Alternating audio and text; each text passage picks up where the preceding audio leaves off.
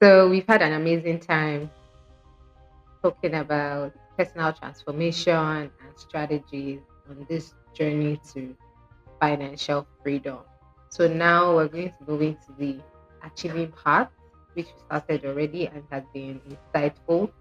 Um, we're going to be speaking to creating wealth. And I think a good place to start is talking about how does one become a money magnet? How do I attract opportunities? How do I attract wealth? Knowing that wealth is first, is inside out, not outside in. What are the other things that I can do to be a money magnet? All right. Thank you so much once again, Stella. Um, so many things to share, so little time to share them. One thing that anybody must do to become a money magnet, among many other strategies that we've shared, both in the Financial Freedom Master Guide as well as Financial Freedom Masterclass, which you have been there, so you've attended all the classes, you've been there as well. So one of them is sell what people can't do without. That takes us back to um, to the important skill of marketing and sales. Okay, so sell what people can do without. Essentially, focus on what people really can't do without. During the period of COVID, during the lockdown period, you would notice that there were sectors that were regarded as essential services, right? While everybody was locked down at home, there were certain sectors that were still operating freely, right? And it spoke to the importance of paying attention. Now, whatever people can't do without, right, may not speak to your area of expertise, may not speak to your your your know-how, but it clearly has money in it. So it's either of two things. If you don't have the skill for that market, then collaborate with people in that market by way of investing or by way of partnership. You can co-own, you can collaborate with other people in that space. That way, money will continue to flow to you. One of the things I've seen entrepreneurs make, one of the mistakes I've seen entrepreneurs make is the fact that a lot of entrepreneurs, myself inclusive, have been there before. One of the biggest mistakes you can ever make is to create products and then start looking for customers. It's actually supposed to be the other way around. You are supposed to look for customers, understand their pain points, understand their frustrations, understand exact problems that they have, then curate a product, create a product uh, that that speaks to those problems, that addresses those pain points, that addresses those frustrations. If you do that, you will perpetually be in business. So once you know what problems people have, you know what is the frustration of people. When you know the pain points of people, you already know what products people can't do without. Okay, and that's is as simple as I have said it. Right, is exactly what it is. So if you whatever product you are currently selling right now, if you don't package the product, position the product in such a way that it speaks to the pain and the struggles of people, you are not likely to sell a lot of it. Okay, so if you want to make a lot of money, you want to become a money magnet, you need to have products that others can't do without. And the interesting thing about all of this again is the fact that you don't have to be the manufacturer of the product.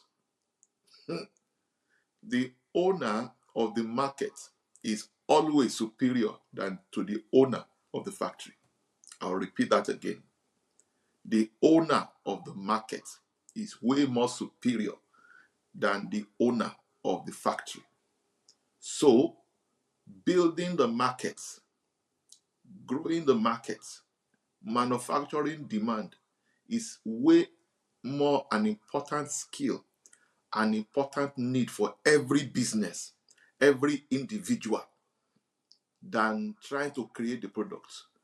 Okay, so if you are always on the supply end, which is usually the default mode of most entrepreneurs, right? Our default mode is, oh, what will I sell? What will I sell? No, what will people buy? What will people buy? What will people buy? And then if you can find the people already supplying that, it's just a question of connecting buyer to seller. I say it all of the time. The business of today and the business of the future is the business of connecting buyer to seller. You have over focused on your product and left the people unattended to, and you are wondering why you are not being a money magnet.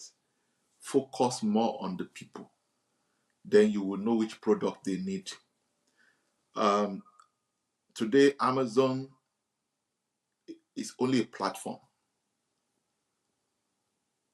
It's only a platform. Nike is not into manufacturing; it's into marketing, manufacturing demand. Um, all the successful brands you can think of, majority of them are giving significant attention to manufacturing demand. And to manufacture effective demand, you must understand. You must understand the needs of the market. You must understand the pain of the market and speak to those pain. And then you want to show people how buying your products is the cure or prevention to the problem they are dealing with. All right. Um, you see, I've said it time and again. Everybody you meet is most likely problem aware. They know that they are in trouble. They know they are in pain. They know they have a frustration. Most times they are not aware. They are not solution aware. They don't know exactly how to get to their desired reality. That is your job. Your job is to connect people, to help people find a path of least resistance from their current reality to their desired reality using your product. Every time you do this, you make a lot of money. That's how you can become a money magnet, both as a person and as a business. Very, very profound. The owner of the market is superior to the owner of the product. The business of the Absolutely. future lies in the ability to connect buyers to sellers. Ah, very powerful. Oh, this answer alone is a masterclass. Very, very profound. Even me, I'm trying to I'm trying to recover. If we end here, it's not a bad idea, but it's still an iceberg, a tip of the iceberg. So I hope that everyone watching this, I want to see you in the financial freedom challenge. I want to see you there. Wow. And this is not just for individuals, also for businesses. Yeah. This is very it's heavy, weighty, very it's not something you just see for free. So much value, so much value.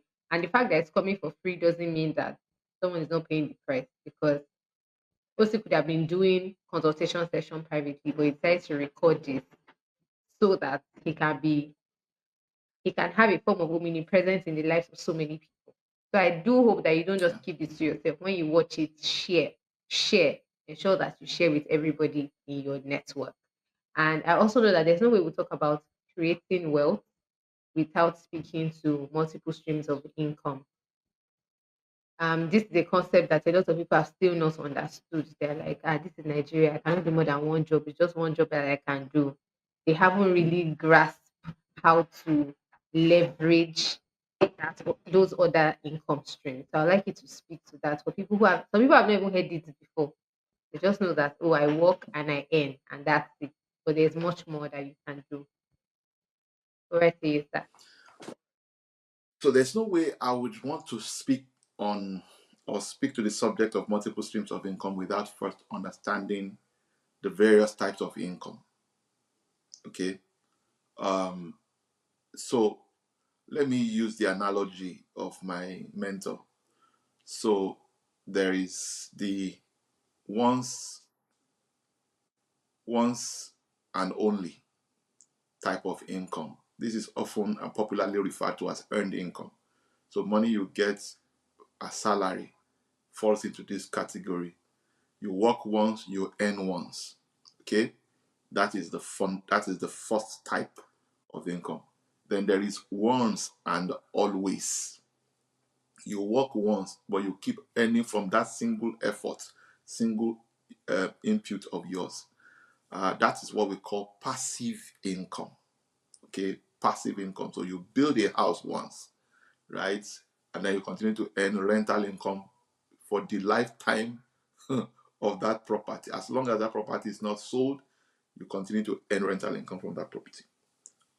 You you you write a book once and you build a system around it, because again, it's not enough for you to write a book, right? It's also important to now build a system, a marketing system around the book, right? Because it's you can write book, have intellectual property, and you think your books are just gathering dust. You can have courses, and your course is just gathering dust. Nobody knows about it, and so nobody's paying for it. There needs to be a system around it. And that system is essentially some of the things I'm going to be sharing in the course of the Financial Freedom Challenge.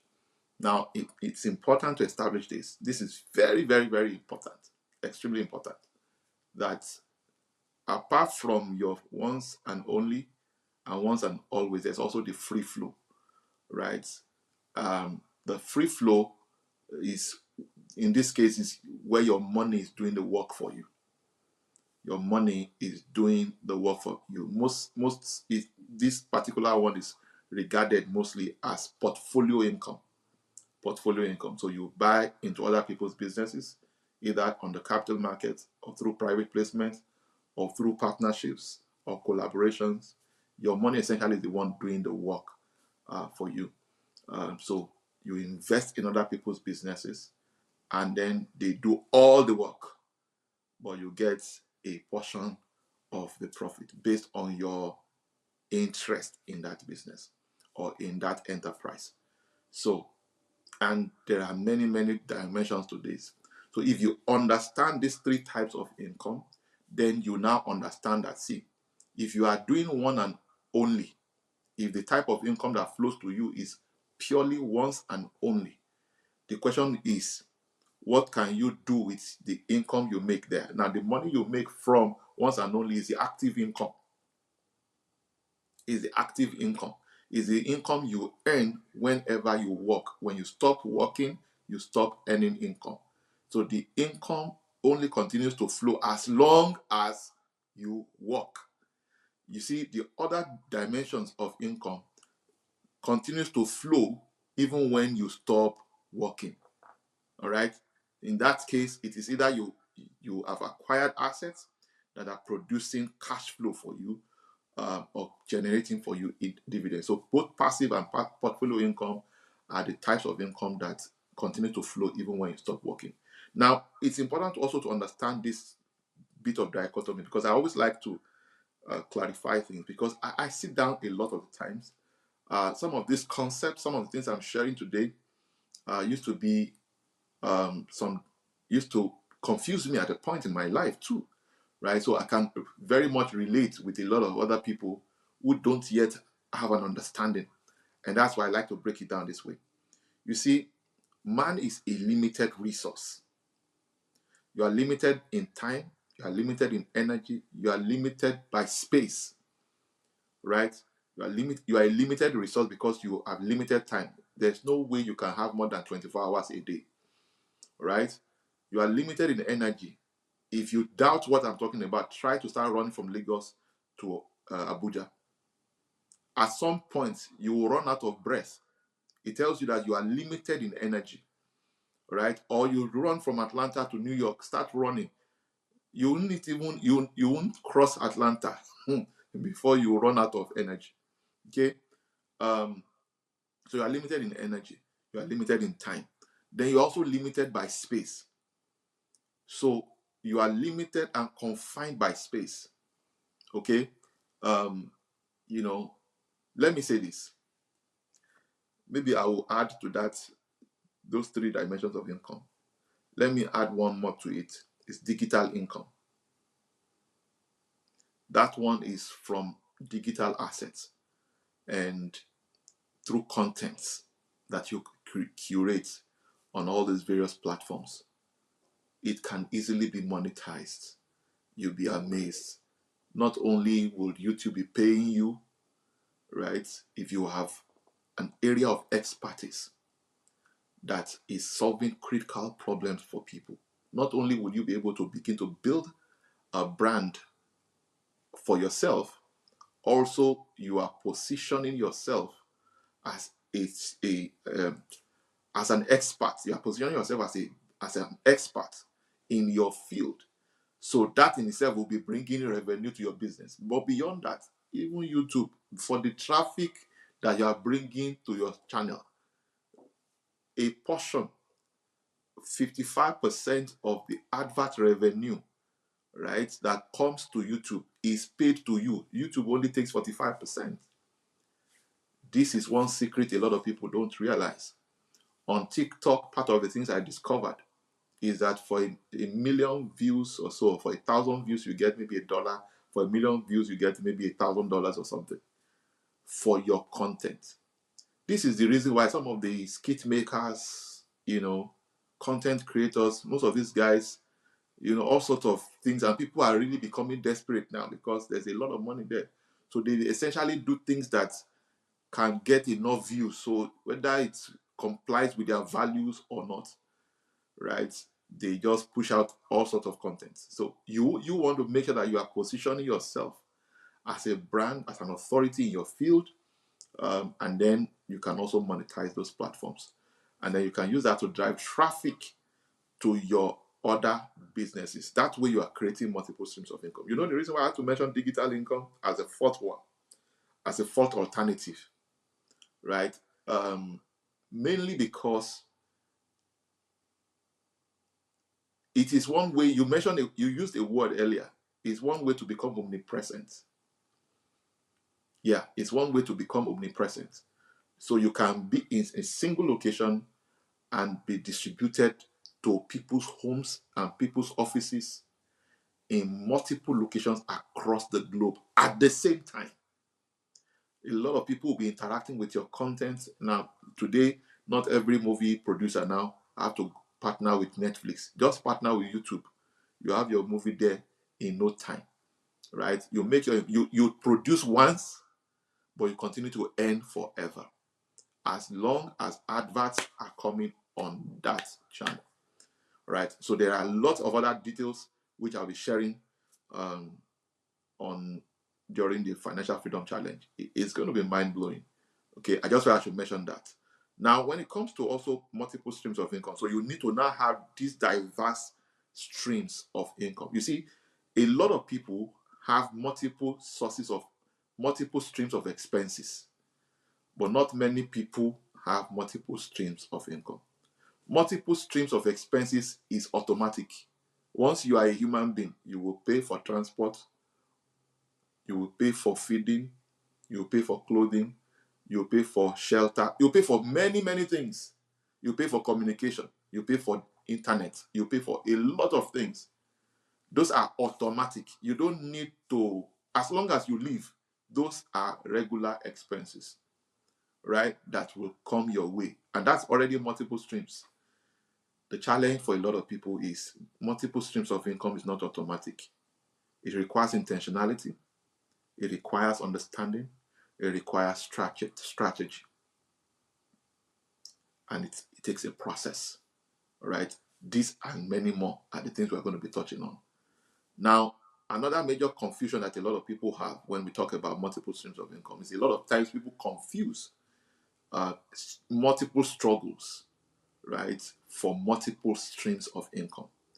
Now, if you work for money, if you work for money, if you work in multiple jobs, if you work multiple jobs, that's not multiple streams of income. As long as the income requires you for it to be produced, it is still multiple struggles.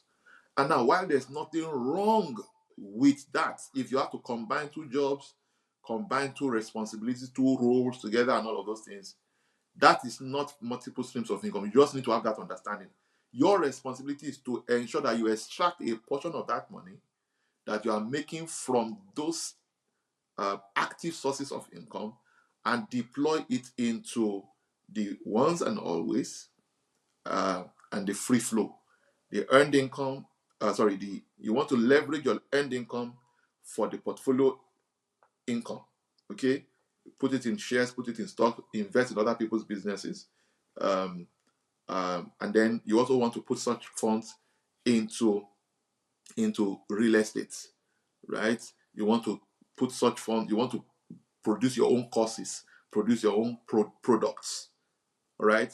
Create your own product or market other people's products by being an affiliate. And then whenever you make money, turn it into assets, digital assets, and then real estate assets, intellectual property, and all that. It is when you have income in all of this that you now have multiple streams of income, and not just be working for money. Now money will now be flowing to you because you've built up assets, you've created assets that are constantly generating cash flow for you. I hope it's as simple as that. I hope you got the message. I really like that part. I've never thought about multiple stream of expenses as a concept. I only know multiple streams of income, multiple streams of struggle, but multiple streams of expenses. It just makes it sound boom, like real, like this is it. Like, that's true. One source of income, multiple outlets of expenses. I've never thought about it. I just know, oh, my expenses are numerous, my expenses, but I've never thought about it because if you know that you need multiple streams of income to match the different expenses, then you really, really apply yourself to earning more and you see more reasons why you really, really need to earn more. So I really like that point, multiple stream of expenses. It just sounds very different, very new, very fresh, like a revelation. Even though it's not supposed to be, but it is. That's how it sounded like. Wow. And I don't want us to overflog it because it's already good and the solid food will be at the challenge. So the next thing I want to talk about is what are some of the strategies that we can now start leveraging to retain our wealth, to preserve our wealth, or to protect our wealth, as we begin to earn some money. Like I was talking to some of the colleagues here at the setup here, and we're talking about some financial concepts that we're just hearing about, not because they are new, but sometimes when you step into a level of wealth, some things are not revealed to you. You just what you know now is what you know because of the amount in your account balance.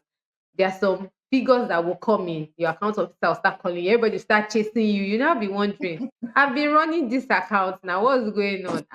There's another level to this wealth thing. So I'd like you to speak to some of these strategies for wealth protection, preservation, and Okay. retention. All right. So you remind me, before I respond to that, you reminded me of a particular point in my life. This was several years ago. You know, I didn't have a company, so every money comes into my personal account. That was when I started receiving call. Oh, the branch manager called me, the regional manager called me. Sorry, what do you do? We just need to verify. Then KYC wasn't that popular, and all of those things. So it was evidence of the kind of money that entered the account. It was like, boy, who is this guy? What does he do? What's your, and all of that. And then when they got their verification, they were comfortable, you know. But these days, I don't get that type of a call anymore. Why? Because there are companies that will hold those kind of money. So there's some kind of money that should not be in your personal account. It should not even enter. It should be in the corporate account. Anyways, that's by the way. Um, so how do we create wealth? So before we talk wealth retention, it's important to talk wealth creation. Okay. There are three important ingredients everyone requires to create wealth. All of this is documented in my book, and we'll delve deeper into this during the Financial Freedom Challenge. Um, Number one is financial intelligence. Financial intelligence is still this is also a fundamental part of the personal transformation, right? Financial intelligence is so critical, and financial intelligence is essentially speaking to your understanding of how money works, the inner game of money, right? Being able to interpret statements, financial statements, income statements, balance sheet. You understand, you can interpret, um, you can read in between the lines, you can interpret figures, all right? You understand the vehicles of wealth creation. You know the things that will be very slow to wealth, all right? You know the slow path to wealth because you are financially intelligent. Um, but what I've come to realize that a lot of people who are financially intelligent also do not have a plan. So that takes us to the second level, the second ingredient, which is financial planning. Financial planning is so critical that I don't know how else I can describe this other than saying that you can. A friend of mine used to say you can fall off a ladder by accident. He said, but you can't climb the ladder by accident. So you need a plan. You need to be deliberate. Just look at everything that we talked about earlier. You need to be intelligent. You need to be deliberate. You need to be intentional. And that's what planning requires, right? To say, okay, I'm not just going to live my life to chance. I want to wait for things to happen to me. I want to happen to things, right? So that intentionality is what you take into your planning. And there are 5 critical questions I also documented in my book, and we also dive deep. But let me just run through those 5 things, hopefully, if time permits us. But let me just say them one after the other. Number one is, where am I? In order that to develop a financial plan, an effective plan for that matter, you need to define exactly where you are. This is a question of location. Okay. Number two is, where am I going? Or where am I headed? Is a question of destination. Okay. The question of location is essentially evaluating, what you own as well as what you owe. What you own refers to your asset. What you owe refers to your liabilities, your obligations. Okay, those are very, very important questions you want to ask. How old are you? How old are your children? Where would you be if you are unmarried, right? It's important to also state all those things. How old are you now? And then if you have people that depend on you, you want to state their age. When I developed my 30-year plan, these were the same thing I followed. The same 5 questions would help other compartments of your life. Okay, so you need to ask, where exactly am I? And it's the same thing you would need to answer when you are asking, where am I going? So if you are 30 now and in 10 years' time, it means that you'll be 40. If you are 40 now, it means in 10 years' time, you'll be 50. Now, if you are owing 1 billion, right, and you own 10 billion, right, in the next 10 years, you could be worth 100 billion, right? That is, you could own 100 billion worth of assets, and then you could be owing maybe 2 billion or 10 billion, and all of that. But that will still not be a problem, because by the time you net off your liability from your asset, that's where you find your net worth. So asset minus liability gives you your net worth. So how much are you worth now? How much would you be worth in the next 10 years? Right? So where am I is a question of location. Where am I going is the question of destination. Then the next important question, number 3, is, how do I get there? How do I get there? This is the question of route or path. What path do I want to follow? What route do I want to follow? Okay? This is so important, right? If you are not business inclined, you don't have business acumen, for example, your path may be to become a professional, a career person, a career professional, right? And there's nothing wrong with that. You could decide to become an entrepreneur. As a career professional, you are essentially an entrepreneur, right? Who is using your technocracy to help entrepreneurs grow the business, right? It is knowing what to do with the money you make that matters at the end of the day, right? And there's a level to which you develop your skill, right, such that you are paid top dollars or top naira, as the case may be, okay, where every cream deal, every S&P, Fortune 500 companies, blue chip companies are scrambling for you, are looking for you, right? So that's essentially a place you can also be. Okay. You could also decide how it's entrepreneurship, right? That's the path you want to follow because your source of income and impact matters a great deal. That's what we are defining here. That's what we are essentially defining here. You are defining your source of income and impact. When you are asking, how do I get there? Is you are looking at, okay, what will facilitate you getting to your wealthy place? The wealthy place is real. Financial freedom is possible, very real, but there's a path to getting there. And you could choose entrepreneurship or entrepreneurship, right? Whichever way you follow, nothing spoil. So you don't have to be an entrepreneur to achieve financial freedom. So, and if that is where you find fulfillment, what stops you, right? So that is the third question. The fourth question is, what resources do I need to get there, right? What resources do I need to get there? One thing we must recognize, and this speaks to is a question of vehicles. Your choice of vehicle is what determines how early or late you arrive at the wealthy place. So, and it has no recourse to your intelligence, quote and unquote, and I'm talking book knowledge now. I'm talking IQ, essentially. I'm not talking.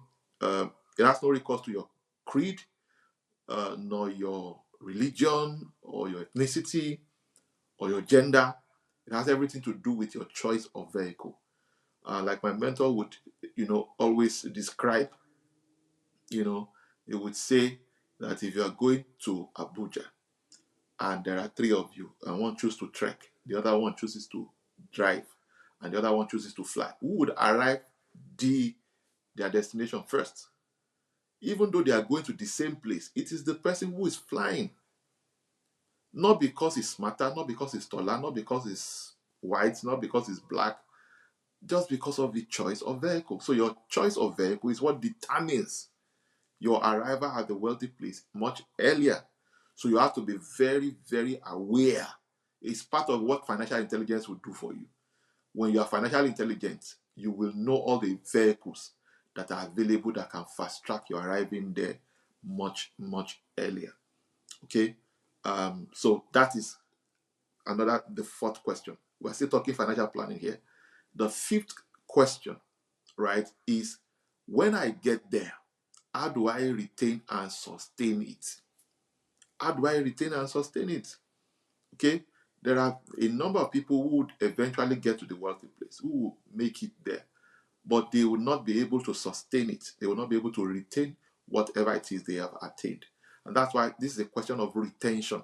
And that's why we begin to talk about legacy trusts, begin to talk about trust, asset protection, income protection. This is one of the things that we're going to be talking about during Financial Freedom Challenge. It's going to be nothing short of transformational. I'm so sure of that. Of course, the third ingredient you need in creating wealth is, I really don't want to dwell too much on the vehicles. As many of you already know, I'm into real estate and it's one of the major vehicles. Entrepreneurship is a vehicle. Right? Starting a business, rather, is a vehicle. Entrepreneurship, in my opinion, is just a path, right? But owning a business, a part of the business, is a vehicle. And everybody should consider owning a business or a part of a business or co-owning a business. So when you hear somebody doing a startup, they are raising rounds, Series A, Series B, Series C, Series whatever, right? That is not entrepreneurship. Or raising money is not entrepreneurship. That's a different subject altogether, and it's my forte. Why? Because not only have I run business or started a business without a dime, I've been able to build a business that is doing well, okay, and has greater potential even to do better, okay.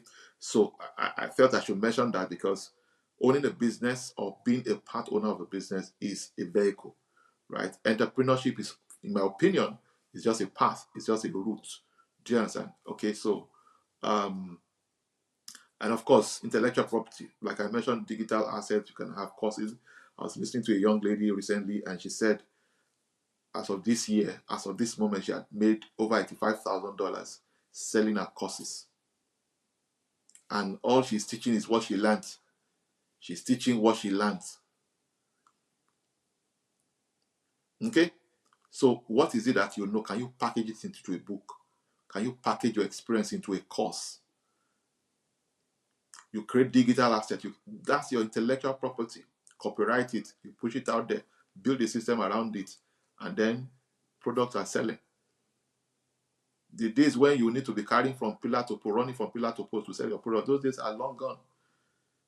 You can be on one platform and then pushing, boom. And when you come for Financial Freedom Challenge, I will show you exactly what you can do to drive traffic to your platform.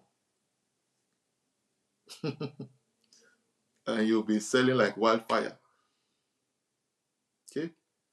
And then, of course, um, financial discipline is the third ingredient. Is the third ingredient. If you want to create wealth, what I've seen again and again is that not every financially intelligent person develop a financial plan. And not everybody who have a financial plan is financially disciplined.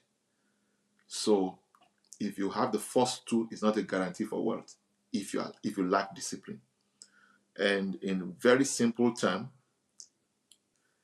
discipline is the ability to do what you need to do when you need to do it, even when you don't feel like doing it. That's what separates the boys from the men. So you need that. That was that was mind blowing. I like the 5 questions, and I'm sure that we got the 5 questions. The question of where am I, your location, your destination, the route, the vehicles that you want to use, all of these very, very important. You can see that each of these line items, if we decide to treat it, it's a cost on its own. Everything that we're giving you that looks like we're dishing it out for free. Imagine you're getting this quality of content for free. How much more quality you're going to get when you embark on the challenge. I can assure you, just as Osia said, this transformational. Transformational, I think I need to look up the dictionary for another word that is more than transformational. I don't know if it's metamorphosis. I don't know what to call it. If you come in as an egg, it's just like the life cycle of a butterfly. I can assure you that you're going to fly. You're really going to fly high. I can assure you. Guys, this is a wrap. I can assure you, and I know that you would agree with me that Dare to Own podcast is just what you need. This is your financial therapy, like the counseling session. This is that kind of session where you go on a retreat. Like you just go on a retreat, switch off every form of distraction and just listen and just soak it in and come out a different person. You went in as just a not really sound person financially, but when you come out, if you even repeat all of these things, people will take you for a thought leader and they don't know that it's just you are just sharing another person's lived experiences.